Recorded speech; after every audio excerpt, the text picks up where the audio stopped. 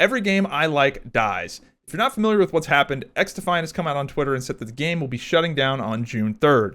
This is pretty crazy because XDefiant released on May 21st and has announced it's shutting down on December 3rd.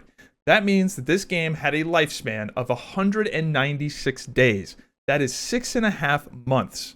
To call this game an abortion is probably underselling it because there are literal human fetuses that last longer than 6.5 months before they're killed. So this is pretty crazy. They really did not give this game much of a chance to survive, which is not typical of what Ubisoft has done with other titles like Rainbow Six Siege, which we'll talk about in a minute. But they are refunding anybody that bought the Ultimate Founders Pack, which is something I did. I bought that because I really enjoyed the game and I wanted to support the game, and I figured I'd be playing the game for a long time. So I bought the Founders Pack because I figured I'd get value out of it long term. But that's not the case. I am not going to be playing this game long term. But they're giving me a refund, so I can't really be upset about it. I've spent $0 on this game at this point with the refund, so I don't know. I'm bummed that the game's shutting down, but they personally did right by me, so I can't really complain. I'm somebody that really enjoyed this game, but I feel like I was also the target demographic, being an old school Call of Duty player that enjoyed the old school Call of Duty experience of the random matchmaking, and more importantly, the skill progression. With the older Call of Duties, you could actually feel yourself getting better at the game because there wasn't an algorithmic, hidden skill-based matchmaking system with a hidden elo. You could actually feel yourself getting better at the game, and that was a very fun level of progression that you just can't get in modern games now with the way everything's algorithmically manipulated. So I really, really enjoyed that. However, I will admit I'm part of the problem. I was not currently playing XDefiant, but I'm going to boil that mainly down to that I'm just not primarily a shooter player. I am primarily an MMORPG player, and I'm playing Ashes of Creation right now, so that's kind of what pulled me away from the game. There's a bunch of YouTube videos talking about why XDefiant got shut down, but most of them aren't hitting the primary reason the game got shut down, which has nothing to do with the game itself and has to do with the current economic climate we're in, as well as Ubisoft. If you're not familiar with what's going on at Ubisoft right now, they are in a little bit of trouble. They have released a bunch of games that flopped, and these games had really, really expensive budgets. These games lost a ton of money. So what they're having to do at the corporate level is just go around with a hatchet and just execute anything that is not cash flow positive in an attempt to pay down some of this debt. And why do I mention that? Well, relative to when Rainbow Six Siege came out, which is important, we'll get to that in a minute, but relative to when Rainbow Six Siege came out, interest rates are 3 times higher. You can't have all this corporate debt like you used to be able to have 10 years ago. You just can't do it. So they are having to kill any game that is not profitable, and likely maybe even some games that are profitable. There are games, the older games in the past, like DC Universe Online, that were profitable. They were making money, and you would think, why not just let that exist and just farm the free money, right? Well, from a corporate level, they would rather take they'd rather take the risk and take those people from that project that they already have hired on the company that they're paying the benefits for and whatnot. They'd rather take those people and put them on something else that might make more money. That is the corporate way of thinking, and I can see where they're coming from. If you have shareholders, that makes sense. So yeah, I bet a lot of stuff at Ubisoft right now that was genuinely had a chance to be pretty good probably just got killed due to this financial environment we're in, as well as the sins of the father, which is basically Ubisoft's other terrible, hyper expensive games that have come out that just lost a ton of money. The primary reason that I think that XDefiant's execution was so sudden and swift and nobody really saw it coming is it's super bizarre how this game is shutting down.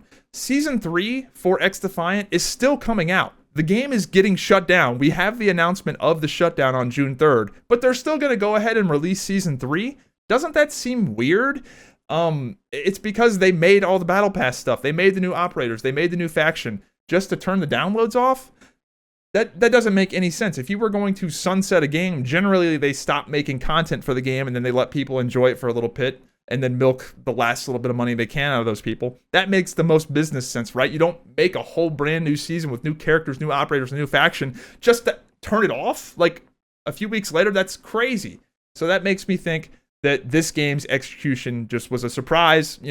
Turns out lights are off, and that kind of makes sense if you look at the social media profiles of the XDefiant people, because they're talking about things in the future, and they were probably just as surprised. I bet this was a C-suite executive decision, And all the guys that work on XDefiant were like, what? We were told that we had this much runway. We were told that we had years to make this work. And yeah, I can see why they thought that, because if you look at Rainbow Six Siege came out in a much worse state than XDefiant did. XDefiant at least had a mass appeal, whereas Rainbow Six Siege, like, when it first came out, people just didn't really like the game. Like, it didn't have like 15 million. XDefiant, when it came out, had like 15 million players. There are a lot of people that would come back to XDefiant here and there just as a casual shooter, whatever. Whereas Rainbow Six Siege came out, and a lot of people were just like, this is bad. And Rainbow Six Siege was given a lot of runway and a lot of years to lose money before they finally, got their footing and figured the game out. And XDefiant didn't have that at all. XDefiant lasted 196 days. What's the difference? Well, the difference is the economic climate we're in. Back then, interest rates were 3 times lower, so you could have a Rainbow Six Siege that was losing money, and it was kind of okay, and it was okay to take a risk. But now, with interest rates 3 times higher, and with all of these stinkers coming out of Ubisoft, it's not tenable. They got to get rid of the loss leaders. They got to get rid of anything that's losing money to save the company, and that's what they did, and that's why XDefiant got killed. Now let's talk about some of the core problems that XDefiant had. Now, I'm somebody that liked the game, and I feel like even people that enjoyed this game would largely agree with what I'm going to say here. The number one problem with XDefiant is the cosmetics are bad. This is a free-to-play game with terrible cosmetics that no one wants to buy. They're awful. The character skins, terrible. The characters, pretty bad. The weapon skins, most of them, terrible. There were a few good ones. But most of the cosmetics and things that incentivized you, that would try to incentivize you to spend money on the game, were horrific. They were so bad that I would never even consider them. If they were free, I might not use them. They were terrible. And this is coming from somebody that bought the Founders Pack to the game. I am somebody that is more warm to spending money on this game than your traditional consumer. I had free coins to use. I could have had a lot of this stuff for free, but I didn't, because they were just that bad. So that's a big thing. The faction system, the way they had the characters siloed, again, not very conducive to selling skins when everything is siloed. And I don't know, when you compare that to something like the finals, where you just create your character and then you can, have this hat and this sweatshirt and these pants and these shoes, and you compare that to XDefiant with like locked in operators and then locked in characters on locked in factions.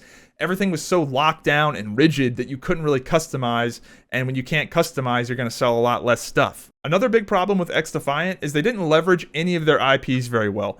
Where is the Assassin's Creed faction in XDefiant? Like, that is such an obvious win. They could have done so much cool stuff with that. Where is it at? Where is Voss? Where are the iconic Ubisoft characters? This was supposed to be like the Smash Bros. Shooter of Ubisoft, and they just didn't use any of their stuff. Where's the For Honor faction? I want to be using an M60 and For Honor armor with a cool Claymore ultimate or something. Like, I mean, they could do so much cool stuff with this. Where's the Beyond Good and Evil faction? You could do a lot of cool stuff with your IPs with XDefiant, and they didn't do any of it. And even their Ghost Recon stuff, they didn't use any of the primary characters. They used these lame made-up characters that nobody can identify with. I don't know, there was just a lot left on the table. The next thing is that there was no long-term progression system. They had the Battle Pass, and that was it. Now, they did let your character just level up infinitely, and you could just watch the number go higher and higher, but there wasn't any sort of prestige system. And I'm just kind of shocked they didn't do that, because that was such a popular thing in the old Call of Duties. Why they didn't just take that and put it into the game one for one, just completely rip the system off and just put it in your game, it would have done well. But largely, people unlocked all the weapons and all the stuff pretty quick, and then you didn't have any more substantial things to unlock. And then once you finished the Battle Pass, that was sort of it. And that was pretty easy to finish, at least in my opinion. And they always talked about adding more progression systems to the game, but they just never did. And that brings me to my next point, which I feel, this is kind of speculative, but I feel like it's true. So XDefiant had a longer development time than they wanted. And this makes me think that they had a substantial amount of technical debt. And what I mean by technical debt is the longer a project goes on, the more janky the code becomes. That stuff that you wrote for the game back years ago becomes a liability. And your game, over time, just becomes held together by bubblegum and dreams and prayers.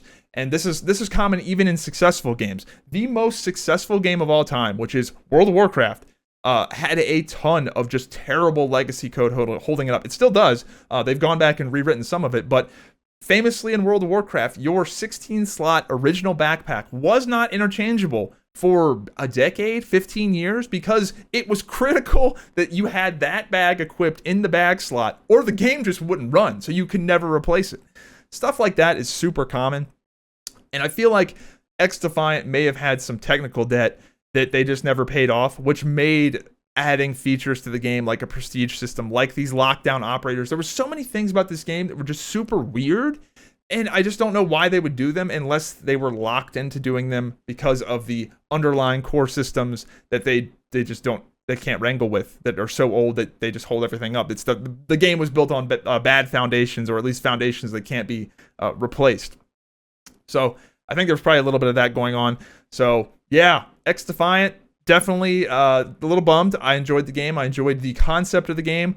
I would love to see a future where XDefiant was given 5 years to just get better and improve. I think that the game would have filled a niche, which is that genuinely arcade casual shooter that you can just jump on and play.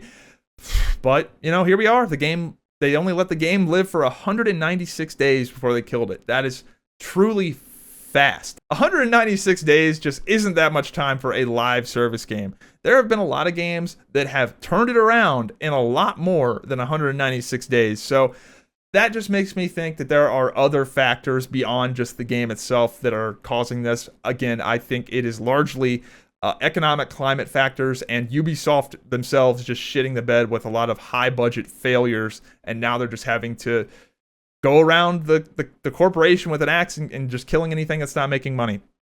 So yeah, a lot of this does make me worry about games like the finals. Is the finals a profitable game? I think the finals is in a much better state to justify its further existence, because this is just a guess, but I feel like the finals is monetizing much, much, much better than XDefiant could ever dream of, because their system is a lot better. It's customizable. Even though the finals likely is making more money than XDefiant, it's also probably a lot more expensive to maintain that live service game. The production values are higher. All those skins do take man hours, and all those animations do take man hours to create. And is Nexon making enough money with the finals to justify its existence? I hope so, because I enjoy that game, but I feel like the finals is in a similar situation to XDefiant, where I'm a little worried about it long term in this economic climate with these interest rates the way they are. So let's hope they give the finals some room to breathe, but I am a little nervous. Anyway, that's all I got for today. Hope you enjoyed the video. One of the things I really enjoyed in XDefiant was playing with the less typical weapons. I really enjoyed playing with the M60 LMG just to have a totally different play style. So I'm going to leave you with some of my favorite moments using the M60 LMG. Hope you enjoyed the video. Have a good one.